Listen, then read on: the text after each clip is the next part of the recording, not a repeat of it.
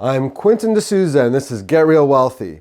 All right, on this episode, we're going to talk about using registered funds to do private mortgages in order to create an income source, but understand the risks that are associated with them.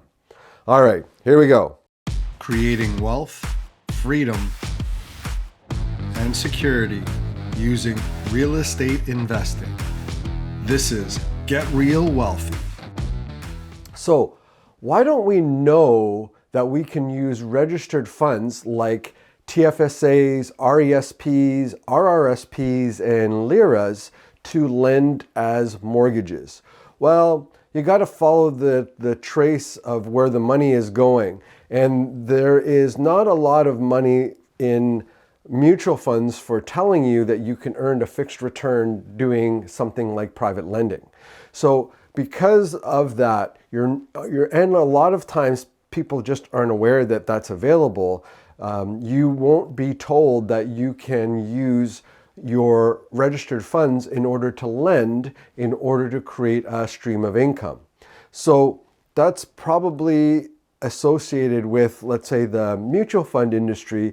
They make money based on their management expense ratios.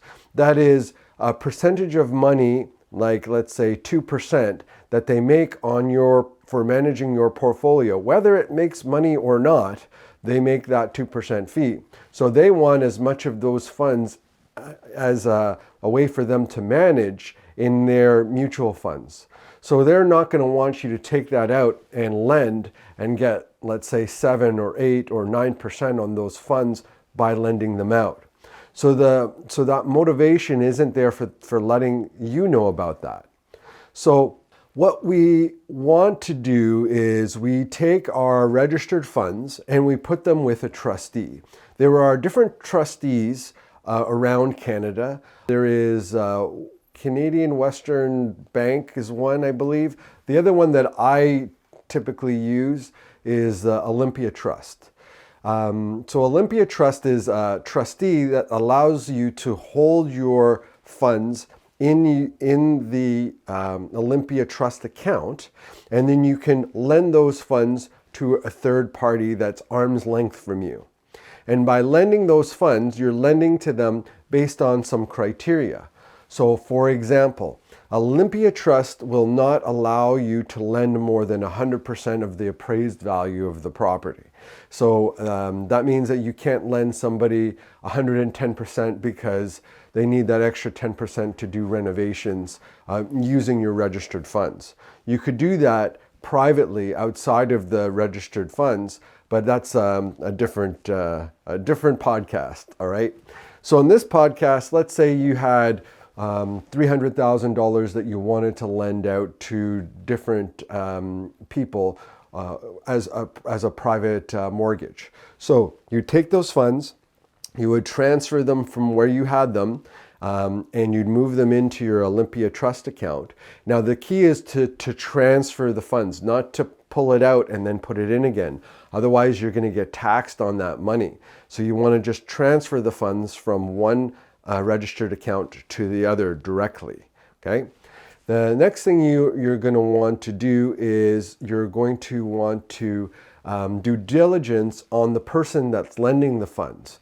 Typically, I like to only focus on investors. So if I'm going to be lending any funds to third parties, I want to make sure that they're investors and I understand the type of property that I'm lending against. I'd want to make sure that the loan to value isn't too high. So, and as the loan to value gets higher, the interest rates that you will want are going to be higher because the risks are higher. If you've never done this before, there are many mortgage brokers that you can go through in order to learn about this process or help you because they have the ability to be a trustee for people who are doing private lending, and they can actually bring together multiple people in order to lend a single mortgage to a single person. So there are multiple ways that you can use your registered funds in order to lend. But the key is doing due diligence on the person borrowing and make sure that you understand their exit strategy well. So you're going to want to look at the loan to value of the mortgage versus the value of the property, the risk associated with the property type. So for example, retail would have more risk than residential at the same loan to values. So that's something you're going to want to consider. Also area, and also the person, what type of experience do they have? Is it their first time they're doing like a flip project, or is it something where they have done multiple projects, and this is just another one of 20 projects they've already done doing the same process, okay?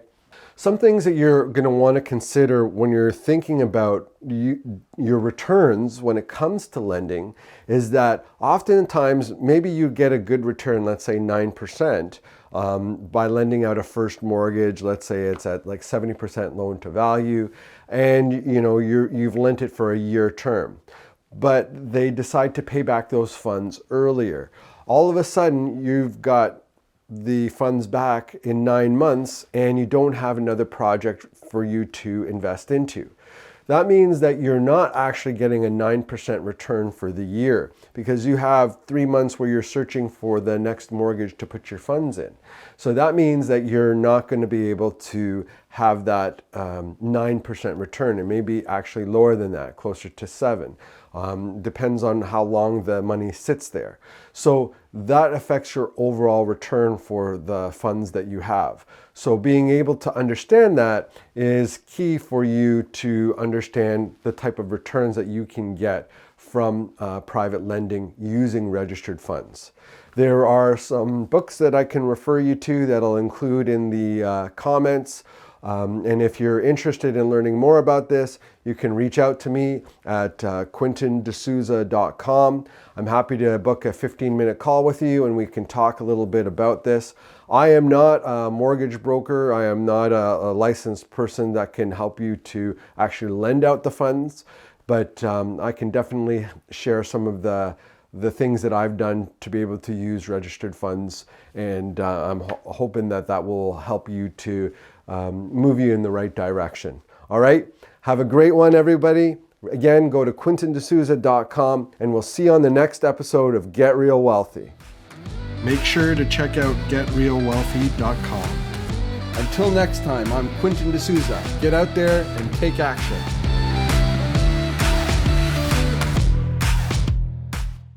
The views and opinions expressed in this podcast are provided for information purposes only and should not be construed as an offer to buy or sell any securities or to make or consider an investment course of action.